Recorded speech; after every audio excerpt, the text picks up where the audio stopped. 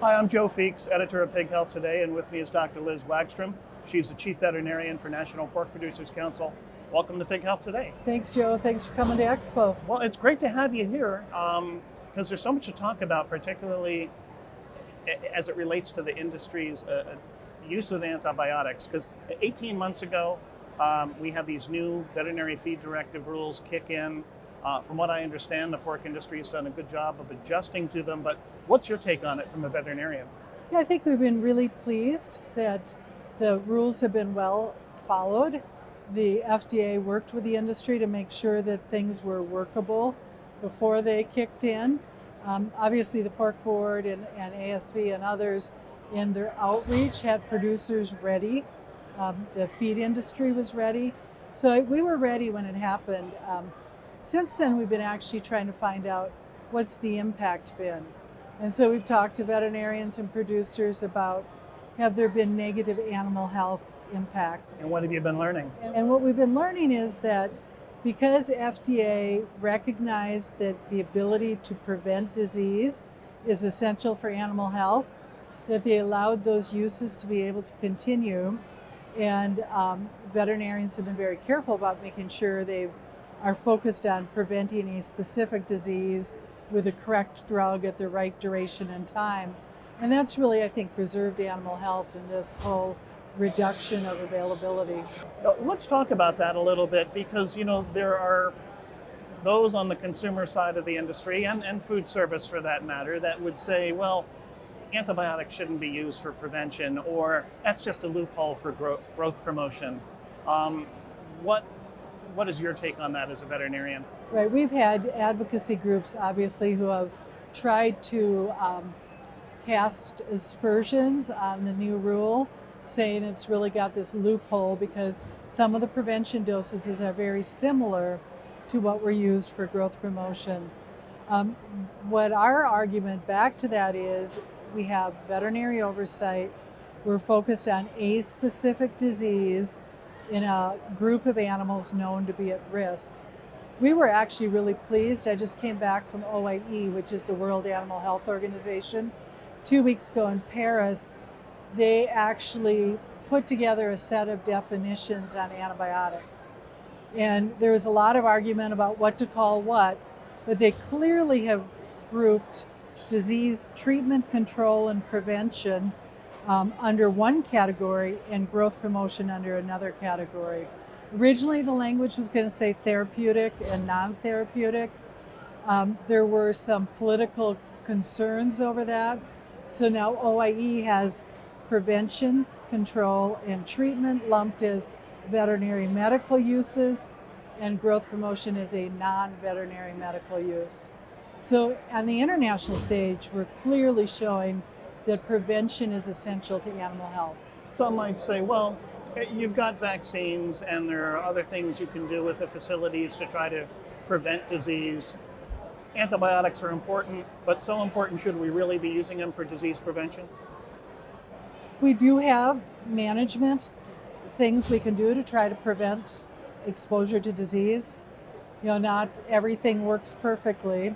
And so when I look at prevention, if you've got the herd history, you've got the known pathogen, you can come in and use a very targeted, likely smaller dose of antibiotics in a group of pigs to prevent disease. Then you'd have to come back if they broke with disease and use higher doses, likely more important antibiotics to treat those diseases. So the old saying about an ounce of prevention being a pound of cure. Absolutely. Prevention not only is, I think, good for helping us reduce resistance, it's also good for us in preserving animal welfare. Let's talk about the implementation of the veterinary feed directive rules. I know that you said that it's been going well, but I've got to believe that there have been a few hiccups along the way. What have you seen? I think on the pig side, we've been pretty smooth. There have been feed mills that weren't sure how to handle things. Overall, most of the communication was well done. We've seen a big number of our veterinarians go to electronic VFDs, and that process is very cut and dried. You can't put a drug or a dose in the electronic form that's not approved. So the feed mills don't have to play cops. They don't have to be regulators to say this is or isn't a dose or a use you can put on a VFD. So I think that's been really important. We still hear that some of the smaller producers that don't necessarily have a veterinarian out every 6 months or have a small number of animals, some of them have some challenges with some of the feed medications. We know that FDA is also sending auditors out in the field to make sure that the whole industry, not just producers, but the feed industry and vets are also complying with the new VFD rules. What have you been seeing in the pork industry? We've asked FDA to share that information, either aggregated. We love to know if there are any gaps that we need to focus education on. We did get an initial list of the pilot program they ran at the beginning of last year, looking at swine feed mills, producers, and veterinarians. There really weren't any violations. And so, ASV has been working hard to make sure veterinarians have the proper paperwork.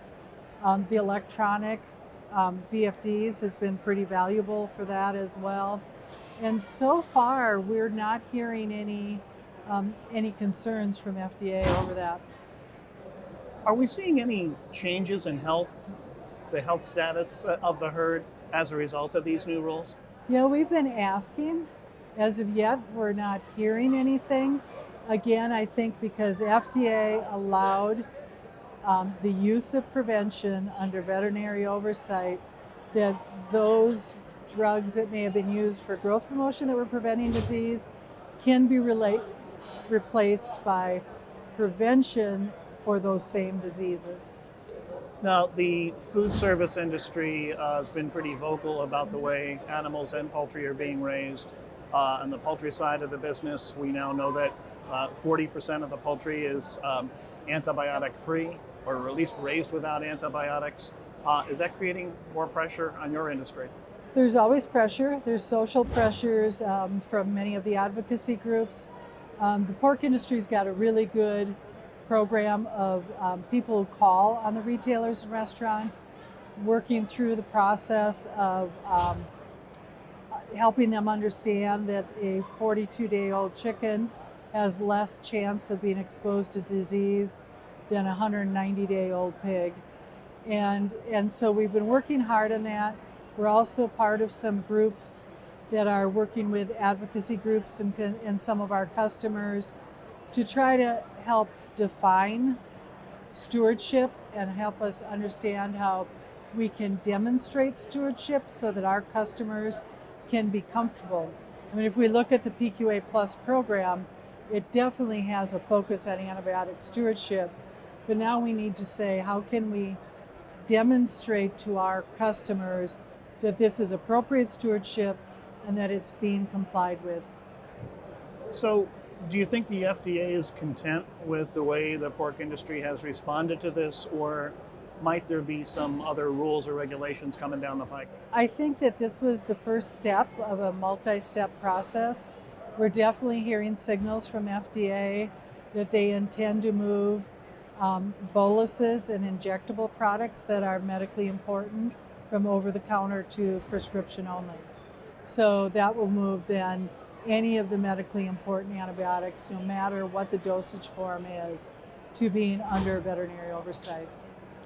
What should producers and veterinarians be doing to kind of protect themselves, as these new regulations come along? Well, obviously I might be a little bit biased, but definitely knowing the PQA Plus responsible use guidelines. That addresses both the how antibiotics should be used from a philosophical and stewardship point of view, as well as from a legal point of view. And then obviously having a valid veterinary client-patient relationship, making sure your veterinarian is comfortable with your herd health history, that you're doing proper diagnostics when needed, that everybody's got their paperwork in line. I mean, paperwork in line is, I think, a reason to do all sorts of good things with having your herd health program and having your strong veterinary client-patient relationship, and also making sure you have a good relationship with your feed mill and feed suppliers. And how will we know if this program has been successful? You know, that's really hard to measure. And we've looked at FDA and USDA. USDA is doing what they call a NAMS survey, National Animal Health Monitoring Survey.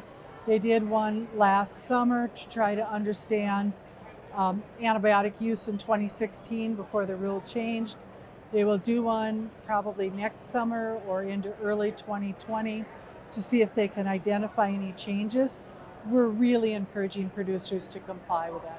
Go ahead, it's going to take half an hour of your time, but that's data that really is going to help us demonstrate that the industry is doing the right thing. So it'll be time well spent to try to preserve some of these tools that are so important. Absolutely. You know, we need to be transparent. I think the pork industry's got a wonderful story to tell about the care we use around animal health products.